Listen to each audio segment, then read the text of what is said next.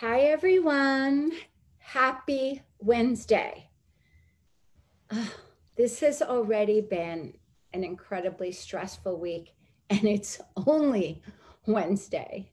I mean, yikes. I don't know about all of you, but I definitely stayed up way too late last night trying to make, some sense out of this election and where it's going and where it's not going. And I woke up this morning and I thought, okay, I need to get this energy, this frequency off of me. I definitely, so I got right on it with my meditation and my sound vibrations and listening to things that were definitely making me feel calmer. And regardless of the outcome of this election, one thing we know for certain, people, we are definitely going to have a long winter. And it's definitely going to be challenging around this pandemic because we really don't have answers yet.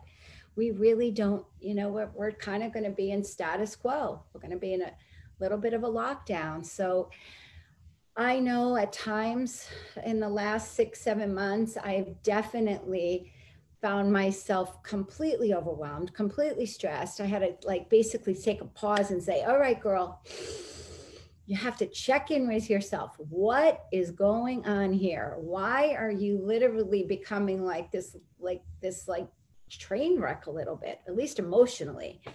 And then, of course, I go and I actually speak to quite a few of the practitioners that you've been introduced to on this show. So to get me back to that place of balance. So that's what we're going to learn today. I have a very dear friend on who I love, love, love. And she is a functional medicine doctor. We're going to explain a little bit what that is because it's definitely a lot different than a traditional internist. And I believe it's a big difference, and it really helps to keep us much more balanced, much more grounded, healthier. I mean, I've been with a functional medicine doctor now for 13 years, and it's made a huge difference in my life, tremendously. So what I love about my soul sister, Dr. Evelyne Leone, is that she is a wonderful teacher. She's an amazing doctor. She's been working virtually for a couple years now. So I feel like she really has that system down to really help her patients get healthy. She works with them on building their immune system. She works with them on slowing down the aging process, hormones, digestion, just everything that it takes to really be super healthy. And today, she's going to be showing us, sharing with us, with our amazing community here and conversations with our people, many of the techniques that she does, that I believe it's that little bit of what she does that makes her really a game changer in her industry. So now I want to welcome my very dear friend, Dr. Evelyne. Hi. Thank you, Lavinia. I'm so happy to be here and share with you.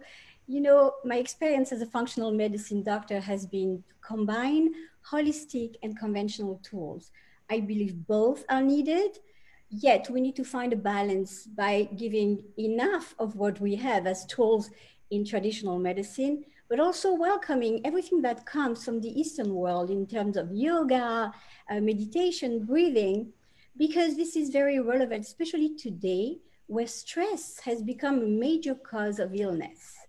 Ooh. So we know that there is a stress cascade. Every time we're exposed to stress, there is good stress and bad stress, of course. The good stress can be beneficial to us, it's stimulating, but there is a bad stress that is combined with fear, which is really what we're having right now in the midst of this pandemic, elections, and all that.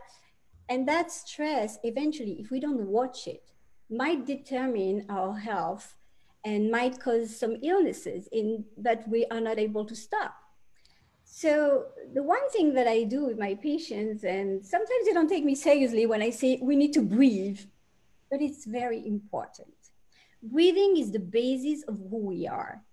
When we are saving patients in the ER, in the ICU, what do we attend first? The airways. Breathing is essential.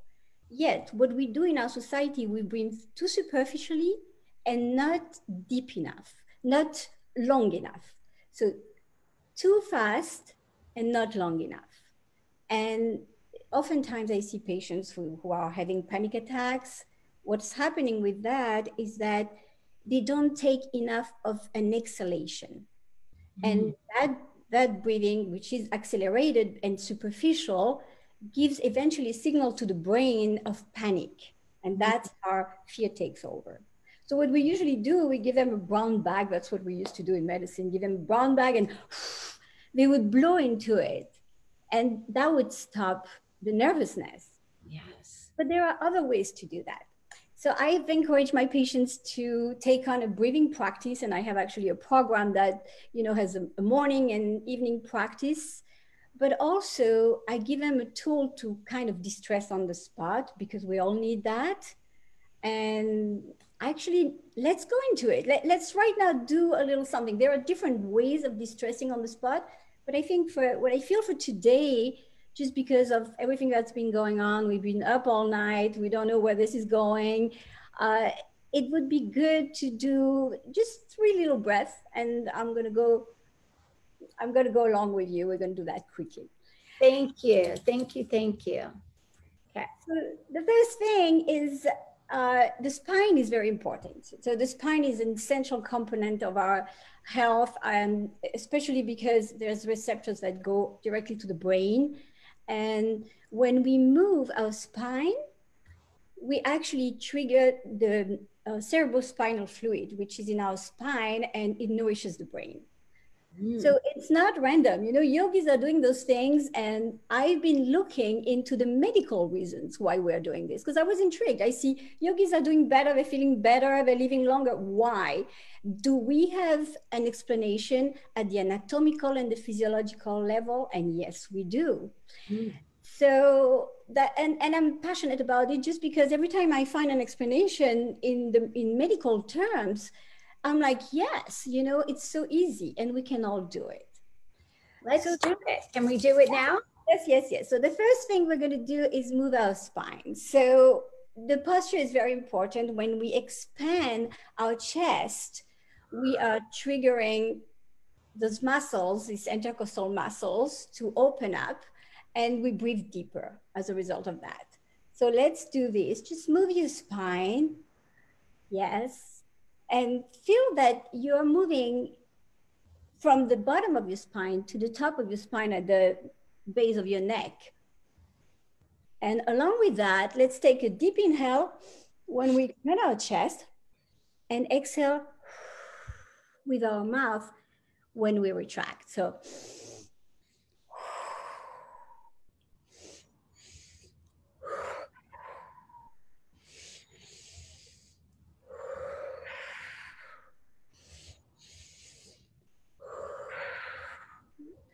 Lavinia, you're doing it so well. Perfect model. Feels so good. It feels good. And you feel relaxed right away from this.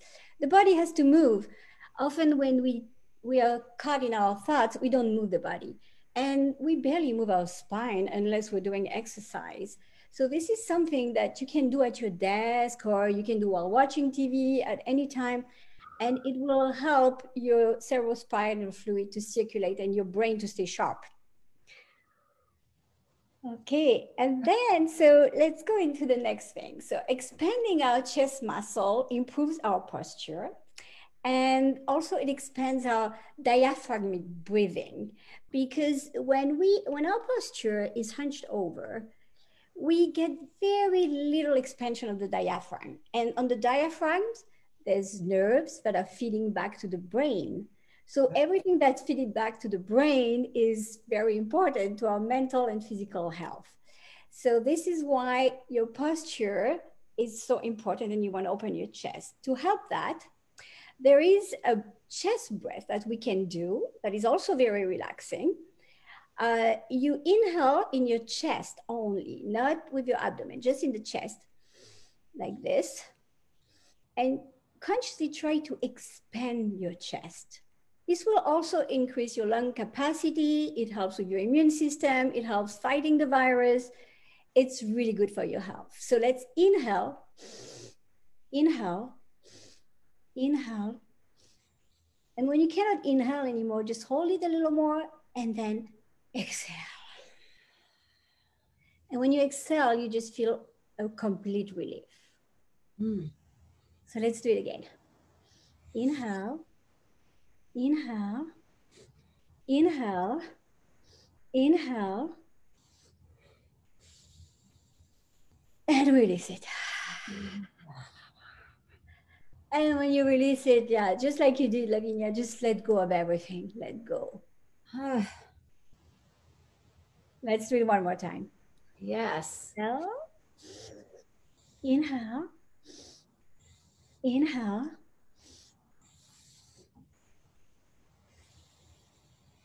and exhale.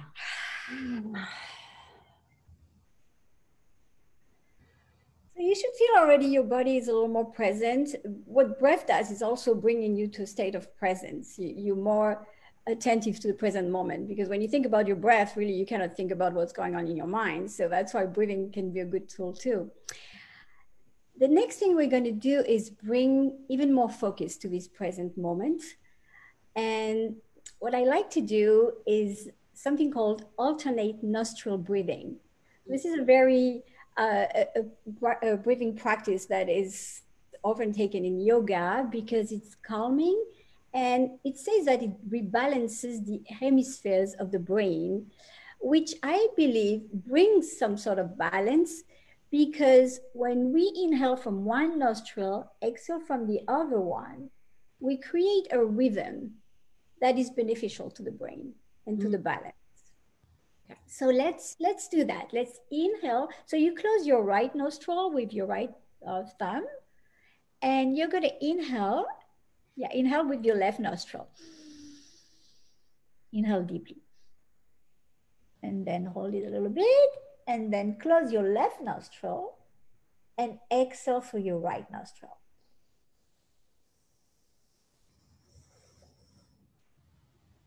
So let's do it again. Inhale, left nostril.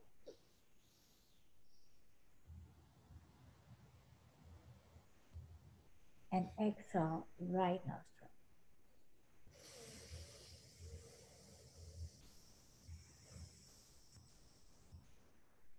Inhale, left nostril. And inhale completely in your chest. And exhale, right nostril. And as you exhale, completely deflate the chest. Take out all the air. And again, inhale left.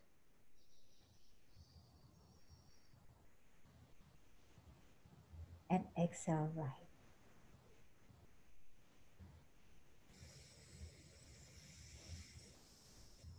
One last time.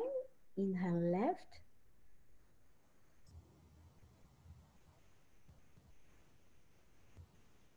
And exhale right.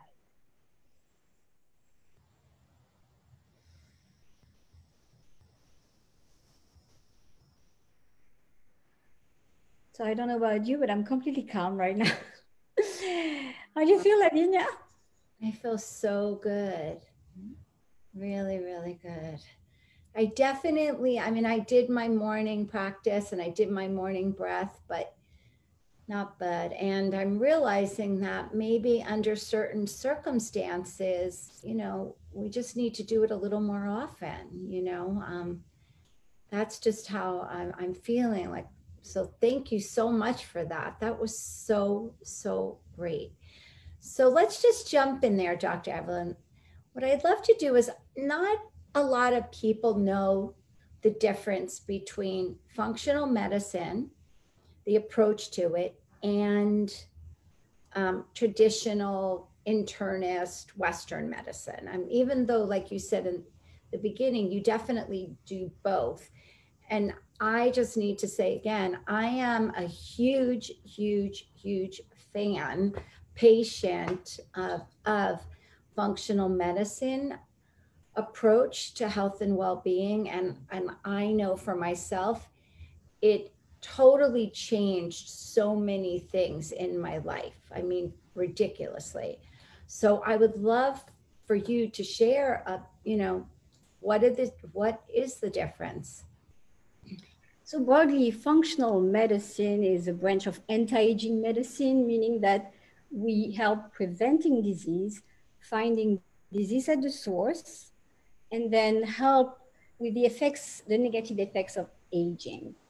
So what functional medicine does is looking at a patient as a whole. In conventional medicine, which I come from, we have a patient, we find a diagnosis, usually on test results, and also with the history of the patient. And then we give a medicine according to the diagnosis. So functional medicine looks at many different things. First of all, it's not a protocol. We look at each patient as unique. We're all different. We're all coming from different states of genes, life experience, medical history. We're all very different. We don't eat the same thing. We don't exercise in the same way. We all have different needs. And that's why this type of medicine is more personalized. Then we have a different range that we consider on the labs. So some people would have, in conventional medicine, for instance, some people would be considered as having a problem with their blood sugars above a certain number. We look at a broader range and we tend to be a little more preventive. As soon as we see that numbers are starting to change, then we can intervene. And the way we intervene is as naturally as possible. So trying to avoid the strong medications. I believe that strong medications are needed too, of course, and I use them, but just for a certain time. And then we need to take care of our health as a balance. So bringing balance is, in my practice, is done mainly with supplements and hormones, because what happens is that our hormones starts declining as early as the age of 35. Mm. And the body then, when the body doesn't have enough hormones and enough nutrients, it cannot do what it's supposed to do. So we want to bring the body back to that where it can do what it's supposed to do. And hormones are one thing, nutrients are the other thing. So I give supplements also, knowing that our absorption levels diminish with age as well. So the older we get, the less we absorb and the more we need that nourishment from the supplements. And I know a lot of patients are complaining about taking so many supplements, but they're so good. I mean, targeted supplements are really good for us. So that's mainly what functional medicine is about, is rebalancing the body so it can prevent any illness. And I especially focus on stress resilience, so balancing the body so it can become more stress resilient, resilient to the attack of a virus or the attack of stress or anything in the environments. So let's, when you first meet a new patient, what types of things do you look at and ask to determine if they are in true balance? And how do you determine what type of help that they might need?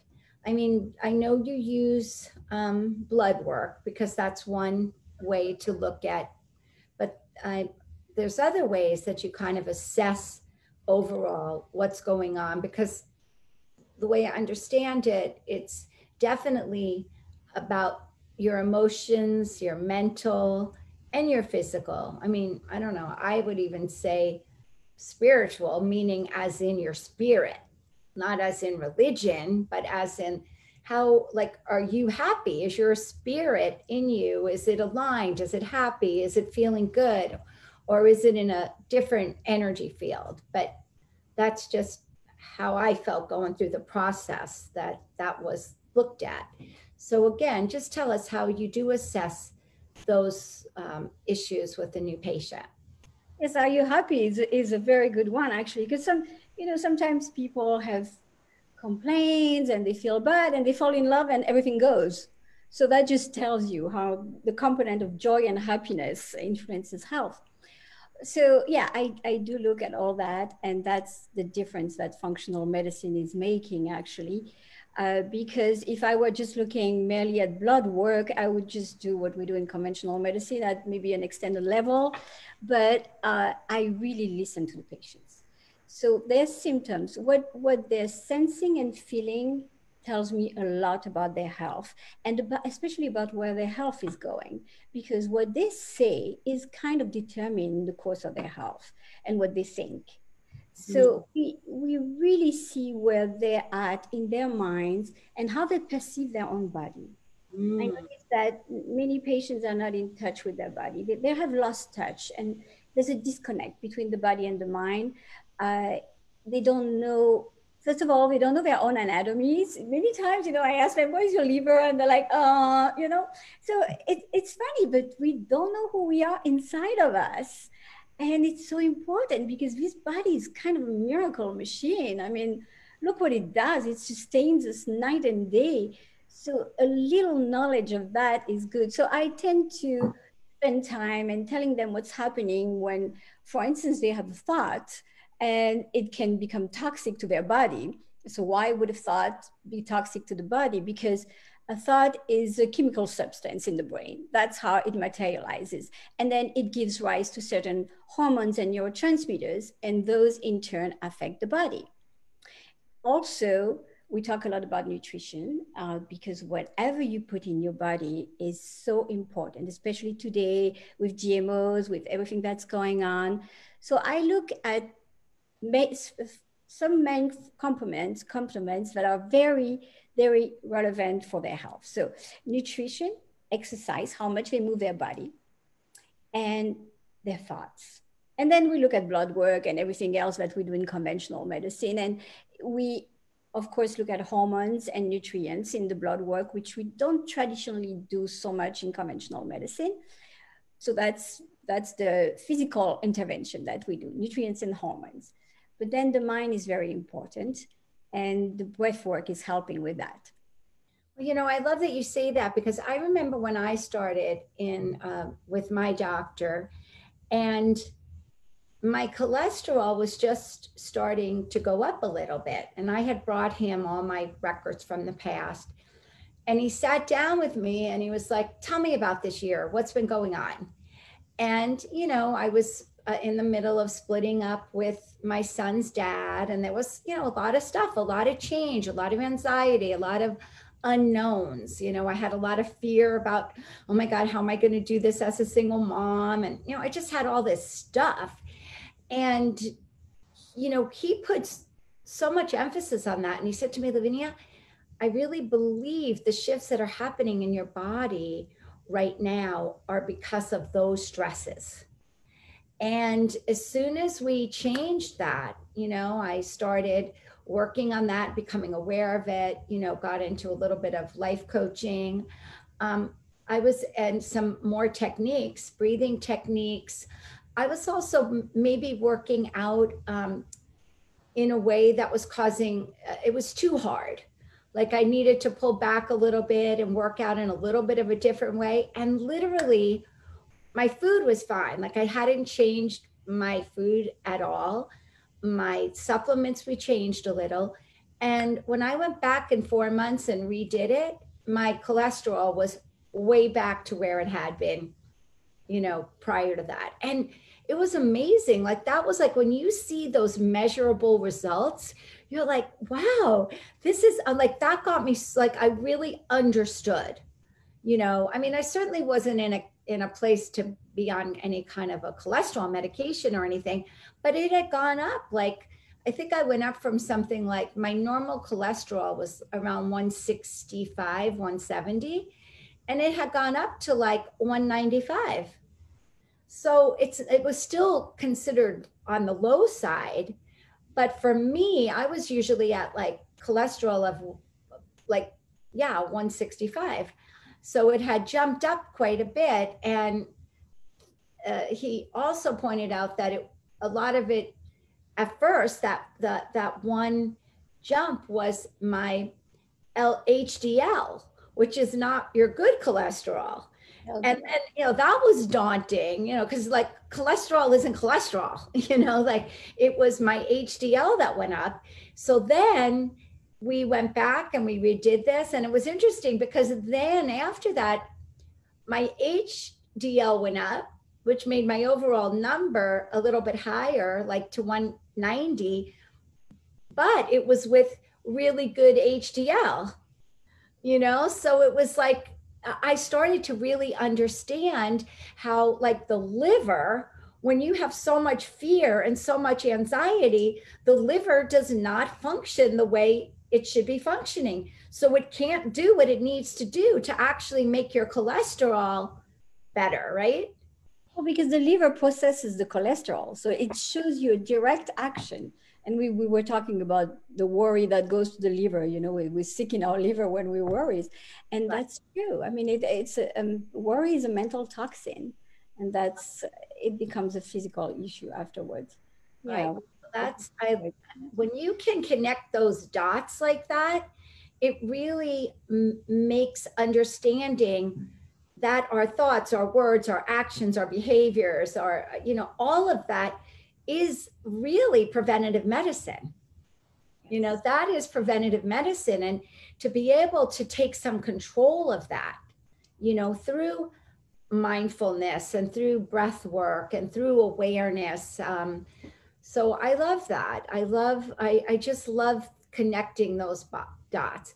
So also, Dr. Evelyn, if right now we know what the situation is, we know we're in the middle of a lot of high stresses that, clearly has us um, sometimes out of our optimum balance mentally, emotionally, physically, spiritually. Like, what are the top things that right now that you recommend for people to do? Top five, like let's say, or 5 or 6 things to do to help them manage stress and improve their health and their immune system right now. And can you give us maybe a reason for each one that you're going to give us? Okay, so the main thing I would recommend them, of course, is to try to calm their nervous system as much as possible, and that includes taking certain supplements that are more relaxing. Magnesium is one of them. We talked about magnesium. Magnesium glycinate is one that actually goes a little bit to the brain and relaxes the brain, but it relaxes the body as well. So most people are going to like magnesium either because they're drinking too much coffee or as soon as we are anxious, magnesium goes away. So it's important to replenish that. Then there are herbs that are, Confused. yes, When would they take that? Like, would that be with the magnesium? First of all, like, is that with food or without food? Is that in the morning or at night? It doesn't matter. doesn't have to be with food. Magnesium is pretty easy to digest. It's better to take it at night, yes, because it relaxes it. Some people have restlessness in their bed at night, so I give my patients magnesium all the time for that. The other things that we can do for stress levels is take an adrenal support. And I like those supplements that have ashwagandha, especially because it's very grounding herb. I like rhodiola, it's relaxing, and ginseng, because ginseng really rebalances the adrenals. And there's one actually that adds cordyceps, which I really like. So having those two supplements is helpful already for stress levels. Then we need to also boost our immune system in those times, right? That's one thing that we cannot leave aside. And the immune system actually is really dependent on our levels of cortisol, which is our stress hormone. So when we're stressed, we're releasing a lot of cortisol, and that inhibits something that is very important to trigger our immune system to become stronger. So we really need to be cautious about that because we don't want to depress our immune system in those times of the pandemic. Right. So the main supplements for the immune system, and I think, this is what we hear everywhere, and it's true. It's vitamin C, vitamin D, and zinc. Those are the ones that you can take safely. I mean, don't exceed 25 milligrams with zinc. But you can take vitamin C as much as your stomach can tolerate, your gut can tolerate. And vitamin D, usually you need to have that tested to see what your levels are, but you can be safe by taking 2000 international unit, it's IU. Wow. So those are the things that I would recommend as far as supplements. Then, of course, breathing. So that's the reason why breathing can be very relaxing also is because we have the serotonin, which is very important for mood, is mainly produced in the gut. And when we breathe, we are triggering those nerves. We have a nerve plexus here in our solar plexus, you know, in our abdomen. And when we breathe and we expand this, it helps with the release of serotonin. So that's one thing that I really like about breathing is that it calms people down, yes, but it also helps boost their mood and make them feel a little better. Wow. So that's the other thing. Then moving. We can't be sitting all the time. We can be immobile. So moving, exercising, as you know, Lavinia, you've been, you know, uh, moving is essential. We need to move. We need to really, if you have to be sitting for hours, make sure that you put an alarm clock that tells you stand up and do some movements Right. because we need to circulate the energies in our body. Well, I even recently brought out my rebounder, my little trampoline, and I've been doing that for 5 minutes, a couple times a day. I mean, my husband looks, he goes, "Oh, this is our new piece of furniture." Because it's right there. Because if it's not there, then I won't do it. But I just felt like just getting the energy, getting the lymphatic system. I mean, our lymphatic system, regular exercise doesn't always get that lymphatic system going. And even I was even away a couple days and I didn't have the rebounder and I just kept bouncing in my room a little bit. I put the timer on and I pretended, but you know what? I felt really good. Like when you're lymphatic, when things are moving like that, and just like it just felt good. Like I think, you just have to find things that aren't a big deal, like, because we just have to do it, like when Nike says just do it, like we just have to find things that we can just do to keep ourselves moving and healthy and the lymphatic system going and our brain going and all those things, because we're learning that like the wine vineyards are telling us that they are having like record breaking months of selling, yeah, not gallons, but cartons, of wine. And like the delivery stores, the wine stores are like saying that they're delivering wine as if people were having, I mean, they're delivering liquor as if people were having parties, but they're having these liquor deliveries and there's really no parties. It's like people are just, they're using alcohol as a way to feel good. And, that can get a little dicey after a while because, I believe maybe a glass of wine at night is probably fine for you.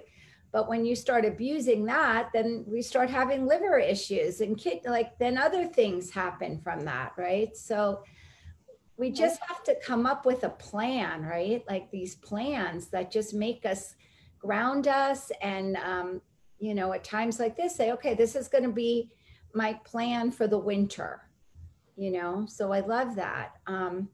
And another thing is I've been hearing like really frightening stories of some younger, when I say young people, I mean like late 40s, early 50s, of these people who have literally had heart attacks and they did not, like, their arteries are not, it's not an artery issue. It's basically after they did the test, they found that these were clearly just stress induced heart attacks.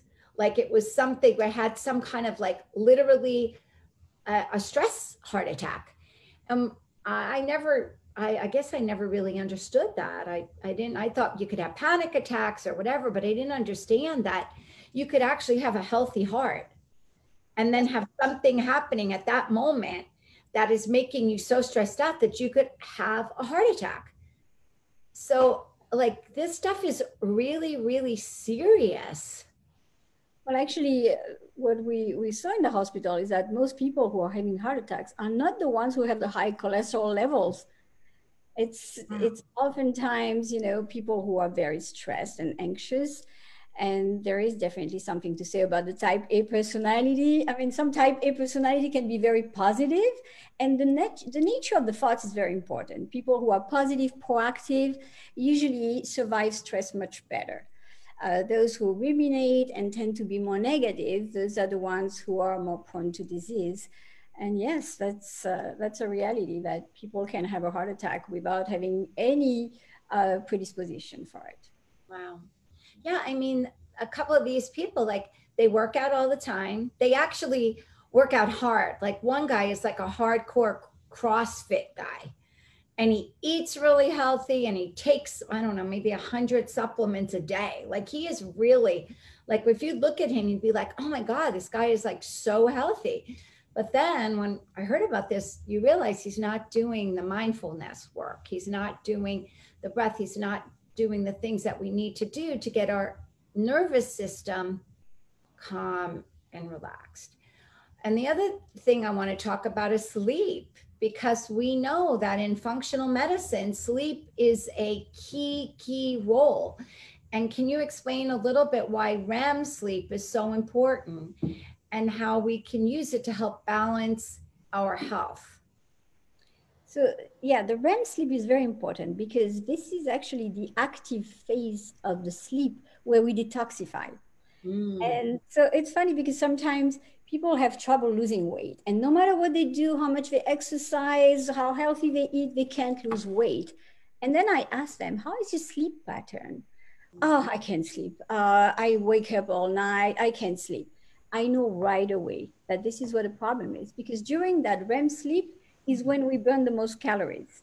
Mm. If we don't have that, it sends a message to the brain that we are in danger and we need to hold on to something, and we hold on to the weight. So then you can go on the elliptical as long as you want. Your body doesn't want to let go of the weight.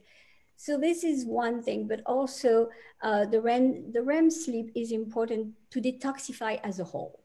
The whole body gets, especially when now we have so much inflammation, this is a key moment where this is happening. It's like a washing machine. You just wash those things.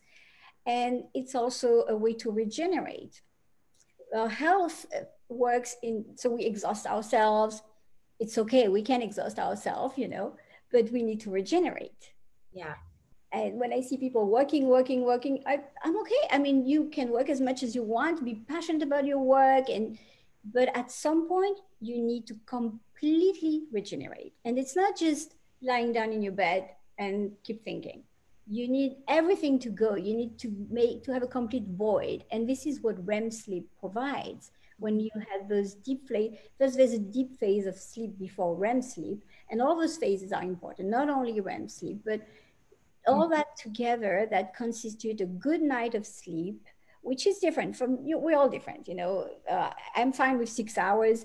Some people, I would say under 6 hours is, you need a little more, you know. 5 hours is often not enough. Some people need to sleep 10 hours. We're all different. But as far as we completely regenerate, you want to go to bed, sleep, and wake up regenerated. Well, So I'm definitely a 7.5 hour girl.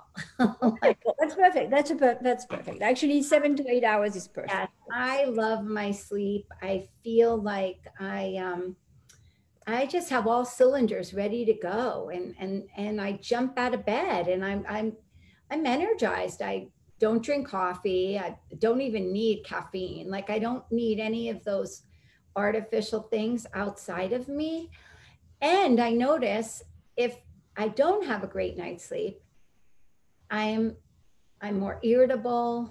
I'm easily irritated. Like things can really affect me when I don't have as great of a night's sleep. So for me personally, I take my sleep incredibly serious. I'm really very like, my sleep is very precious. It is. It is. But this is also, you know, another thing that you do during the REM sleep. you store your memories. So Mm. it's kind of, all these things that are in your brain, you just put them in some compartments and then you have more space to think. So if you don't sleep, that's why you get brain fog, because you don't have the memory storage that happens during this phase. Mm. It's important. Sleep is very, very important. Yeah. So I think lastly, I know you're going to share more of an end of the day breathing technique with us that we can do to either prepare for sleep or just prepare us as we're like not getting on our computers and we're starting to like wind down so that we can have a good night's sleep, because as we know, you can't just be like this and then expect to go and have a peaceful sleep, right? I know, for me, I usually start getting off my computer by 6 o'clock, and if I have to get on, I'm really careful about making sure that the light is very dim so I'm not getting any strong light coming into my brain. And I'm a big one on, like I've said this before on our conversations with our people, I like my room black, really blacked out, like I have blackout everything. I've even gone a little further, which we'll have someone on in a couple of weeks hopefully, where I'm like even having all my electromagnetic fields and all the electricity, like the thing they call dirty electricity, turned off at night. And I'm noticing that I'm actually sleeping a lot more soundly now that I've been taking that extra step. So let's get ready with doing that calming, delicious nighttime breath work that you're going to share with us. So yeah, sleep hygiene is very important. That's the first thing I was told. When I was rotating as a resident, I couldn't sleep, and then I had to go home and attend my kids, and it was a disaster. Don't ask me to sleep during the day. I was not able to do it because I'm like you. I need complete darkness to sleep. So I learned a lot about sleep hygiene. Yeah. And definitely getting off the devices, getting off all the conversations that can trigger your mind. It's time to unwind. So at night, there is actually in my program a whole night practice, and we do some alternate nostril breathing. As you have seen, it's very relaxing and it kind of flushes the thoughts in the mind. But there is something that I've been doing with my kids. So let me tell you, my son used to have nightmares and he would wake up in the middle of the night, and I'm a new mother. What do I do? Uh, Intuitively, I knew that breathing has always helped me. So I was doing that with him. I don't know if I'm going to show you that, but uh, basically, when we inflate the abdomen, so inhaling in our belly and inflating it as a balloon, that, as I said before, it triggers those nerves in the abdomen that release the neurotransmitter that are calming to the brain. And so when you inhale and make a balloon with your abdomen and you exhale, completely deflating the balloon, that helps you take a deep, deep breath that brings a sense of calm. And I was doing that with my children. So I was putting my hand on their belly and they would inhale and exhale. And I would make sure that they would feel my hand going deep into their belly when I was doing that. So when you do it for you, do the same thing. Inhale and exhale.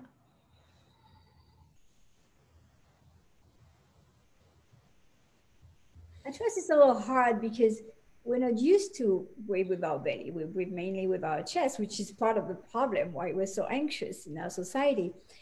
But when we start practicing that and feeling this movement of the abdomen, it becomes very helpful.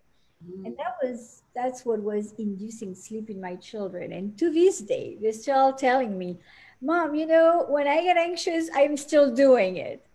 So I know that this sounds maybe a little easy and silly, but it really triggers a lot of the neurotransmitters. Also, people who have gut issues, which most of us have nowadays, leaky gut. And yes, part of it is the food, but a lot of it is stress. So when we are able to do this kind of breathing, it rebalances the gut, and naturally the flora, the bacteria, the good bacteria tend to flourish more. So this is not the only thing, of course, but this is a very helpful way to regenerate gut health as well. But in terms of inducing sleep, I haven't seen anything better. Mm. It's just, yeah, you're in your bed and you inflate and you exhale and you deflate that balloon, and right away you're going to feel a release in all your body. And you're also, we need a release of melatonin at night. So during the day we need cortisol to get going. The levels of cortisol raise early in the morning when we wake up, and it's a signal that we need to go. And then as we go during the day, around 2 p.m., 3 p.m., the levels go down to give rise to melatonin. And melatonin is the hormone that helps us sleep. So when we have a healthy dance of that, cortisol is raising, then it's melatonin, then we have a nice sleep cycle. When we don't have that, this is when sleep starts being problematic. And breathing with your abdomen can help that release of melatonin as well. Oh my gosh. Dr. Evelyn, I can't wait to get in my bed tonight and do that breathing. Anyway, first of all, I really want to thank you so much for taking time with our community and sharing all your beauty, your wisdom, your knowledge, your just gentle love. You are just such a beacon of light, and thank you so much. You guys, we're going to be putting a lot of Dr. Evelyn's information. We're going to be putting links onto her breathing programs. A lot of the stuff we talked about will be on laviniaerrico.com. So please go on there and you'll be able to stay in contact with her. If you want to do a virtual appointment, I really recommend it if you're ready to, take your health up to the next level. She's amazing. And again, thank you so much. Thank you everyone for tuning in, and please keep breathing. I think we're going to probably have to breathe the next few days before we understand what's going on. Until then, keep sending love out. Keep just filling yourself up with joy. And I love you guys, and we'll see you next week. Thanks, Thank Dr. you. Evelyn. Thank you, Lavinia. Thank you.